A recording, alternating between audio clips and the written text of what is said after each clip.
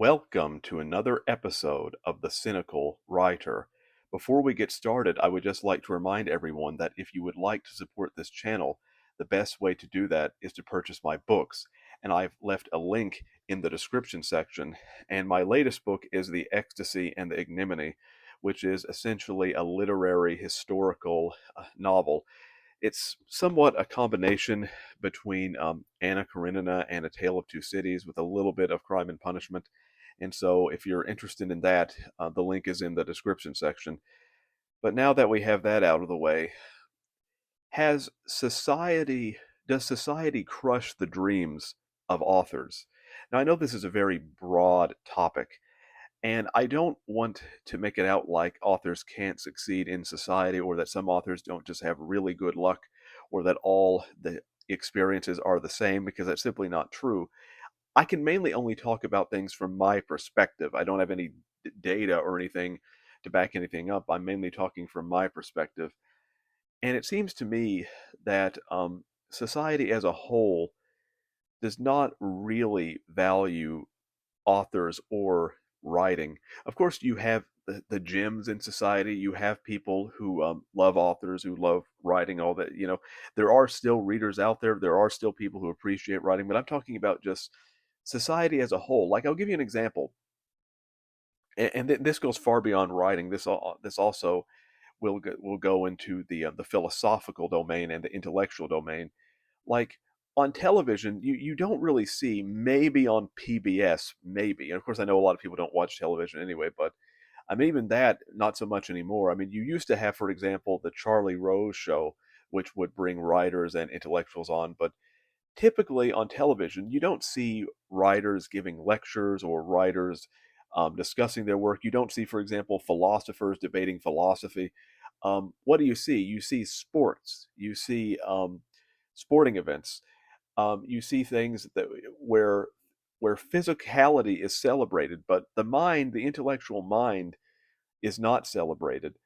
Um, you never that's the only kind of thing you see on television.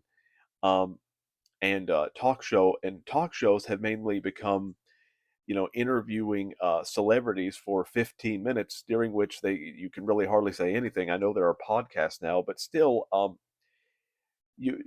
that you typically interview the celebrity interviews are typically very shallow. The questions very seldomly actually probe deeply into anything. Um, it used to be better back in the days of Johnny Carson, even though Johnny Carson himself was not an intellectual, but he did ask questions with a certain amount of curiosity that hosts now simply don't have. And then, of course, you had shows back in the '70s like Dick Cavett, where Dick Cavett actually would bring celebrity intellectuals on, people like Tennessee Williams and Orson Welles, and so still celebrities, but genuine intellectuals. And Cavett would, although not an intellectual himself, would ask occasionally interesting questions. Um, but you don't really see that now. Of course, this goes far beyond television. Now, like, the topic of this video was going to be about um, why school ruins the dreams of authors or crushes the dreams of authors.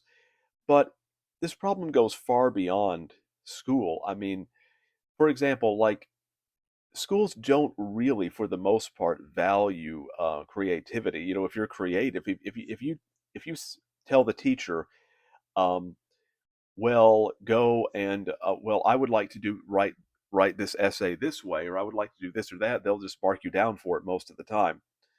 Um, the I was bullied, and I may make a more individual about this someday, but an individual video about this. But I was bullied terribly in school, and was not really appreciated at all. Of course, one of the reasons is that I had bad handwriting, and a lot of teachers associate bad handwriting, for whatever reason, with being illiterate. But here's the thing: is that many of the greatest writers in history have had had bad handwriting.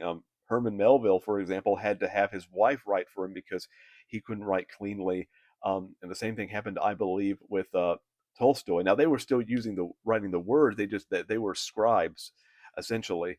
Um, But I think in Melville's case, I know that he, maybe in Tolstoy's case, but I know in Melville's case that he actually wrote, I think he wrote the drafts himself, like messier drafts, but then his wife wrote like the cleaner draft, and then he would actually fill in all of the punctuation. Um, but anyway, though, is that, but just because someone has poor handwriting, that doesn't mean they are illiterate. It just means that they have trouble with fine motor skills, which is a different skill set. Um, but this had very little to do with creativity. It mainly had to do with expressing yourself clearly in the essay. And quite often, like I never really wrote any kind of poetry or creative writing in school. It was mainly essay writing, in which during which they encourage you to write very plainly and to the point. Because somehow I think that there's this underlying philosophy that if you are if you are writing, let's say, poetically or in an articulate way, that you're just stalling for the sake of word count. But that's not necessarily true. I mean, if a student is rambling, that could be the case. But if you're using the power of words to articulate your point, then that's actually should be celebrated within writing, because it shows that the writer knows how to use the power of words in order to communicate effectively. And but no, but that was never really encouraged. But mainly because school is more about getting you ready for the workforce. It's not about actually finding your talents or celebrating your talents. And I was bullied by quite a few teachers because I didn't match up expectations. And I won't go into that now, but some of them, particularly one, could be quite sadistic. And it was just, I had a terrible time in school. Again, I'll probably make a more detailed video just about that in the future sometime. But anyway, so school does not really value creativity or writing for the most part, really either. Um, Even when it comes to university, you usually have to write in a very narrow way that is accepting that to the teachers. You can't be creative, or you'll be marked down. And even now, you have there are quite a few, let's say, academics, not all of them, of course, who believe that somehow being poetic or being creative or writing in a, let's say, a poetic style or having a poetic flair, that somehow that means that you are trying to represent a privileged elite and you're going against the so-called working class, and therefore they view such writing with suspicion, which to me is just anti-intellectualism. They're just trying to cover for their anti-intellectualism with moral superiority, but that's all it is anti-intellectualism masked with moral superiority. um, and so I don't think that school for the most part provides a refuge, and also society as a whole, because society as a whole tells writers, particularly male writers, um, that to not focus on writing or anything creative. Get a job. um, if you want to do your your precious little writing, just do it on the side. Don't make it a career. Um, and male writers have to deal with this more than female writers, even though they struggle with it too. But quite often, for example, a fe- for example, I've heard quite a few female writers say, "Well, I'm so lucky that I can write and stay home because my husband works." I very rarely see a male writer say that, mainly because there's still a stigma that a male writer should be financially independent, that they shouldn't have to depend on their wife. Um, Even though in my case, I just don't believe that I could do, at least for years at a time, some kind of, I don't know why people say 9 to 5 job, because like most of the people I know have like 7 to 3 jobs or 8 to 4 jobs. My sister has a 6:30 to 3 job. Um, but anyway, I just don't think I could do a job like that for years and actually still be sane, because creative people, they need um, to actually find love and value in what they're doing. Because to me, work is like a marriage. Like, even if you really love it, if you're in a marriage, even if you really love your spouse, it could still fail. But if there's no love in it at all, then it's guaranteed to fail. And so to me, I just don't think I could do that long term. So eventually, I would like to find a wife, a companion, or someone who loves in me and believes in me and is willing to support me in that way, who has a real who believes in my writing and who will support me and stand beside me. The problem is people like that, especially women like that, are quite rare. And the thing is that I would actually trade being rich, being famous, all of that to have someone like that in my life. Um, I think if I became rich and famous and didn't have that, it would feel good at first, but after a while, I think it would start to feel empty because love matters far more than any kind of material gain.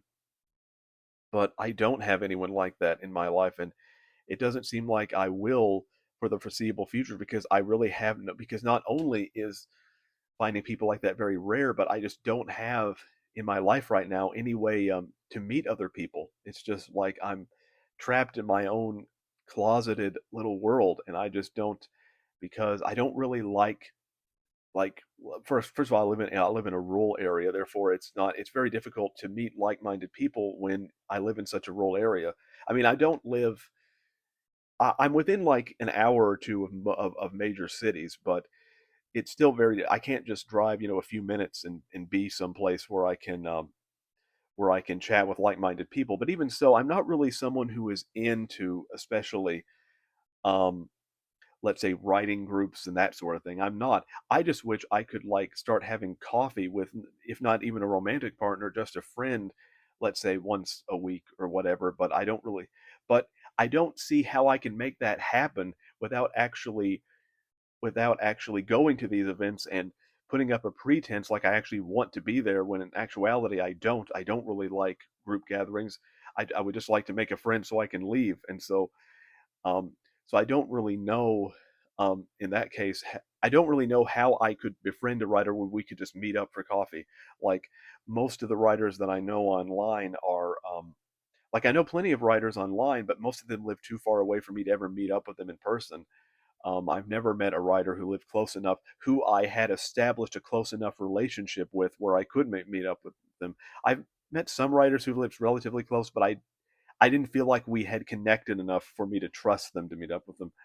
Um, but um, but anyway, no. So it's very difficult, and I will say that I don't just want companionship for the sake of companionship, because to me it is better to be alone than be with someone who makes you feel alone.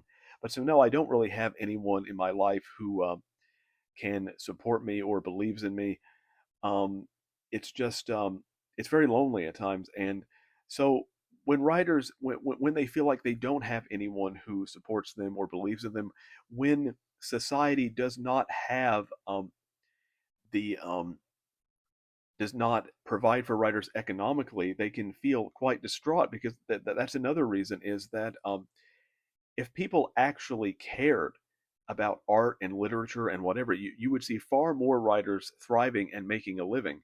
But the only reason why they're not is because the only conclusion I can come to is one, people don't actually care about writing and art that much, and two, when you have these corporations and companies because you can kind of get into a feedback loop where these companies will say, well, we're only giving the people what they want. It's not our fault that they like trash, but at the same time, by only giving people one kind of thing, you obviously condition them to only like one kind of thing. So it's a paradox in that regard. It's a feedback loop. At the same time, some people will blame, oh, it's just capitalism. But yes, there are aspects of capitalism that don't support the arts. But at the same time, I don't really feel something like communism would be a solution where, I mean, under communism, the idea of copyright doesn't even exist. And essentially, you have to, there's no such thing as ownership or private property. Um, and essentially, the problem with communism is that it's essentially the collective being envious and taking from people that they believe are more successful than them. But at the same time, in the problem with capitalism is you have this dog eat dog world where where only the strong survive and the weak perish. And to me, neither system is entirely benevolent. I think ultimately we need to have a system where everyone can be supported, and you need, I think, a mixture of both capitalism and socialism and other kinds of systems in order to have a fair and honest society. But of course, that scope is beyond my expertise. And but we don't have an economic system that supports writers. And ideally, I would like actually, at the very least, to have a universal basic income system where, because I don't think that people should have to work in order to survive. I do think that people should have, I think, their basic needs met, because I do think it is. Now, that doesn't mean that everything should be free at all, but I do think that people need to have their basic needs met, because otherwise, I do think it is kind of exploitative when you're saying to someone, either work or die. Um, and so the economic system does not support writers. The school system does not support writers. Um, at most, sometimes you can have a pretense where the school system will adopt a kind of pretense where they can pretend like they support writers. Um, but most of the time, the pretense is just to lure people in so they can be indoctrinated with practicality. Um, it's not a genuine love for education in most cases. And of course, individuals don't support writers, because if they did, far more writers would be succeeding right now. So, those are just some of my thoughts on why society does not support writers. I could go into this and talk about it for a very long time, but I think I've talked enough for today. So, again, if you would like to support my channel, my books are linked in the description section. And until next time, goodbye.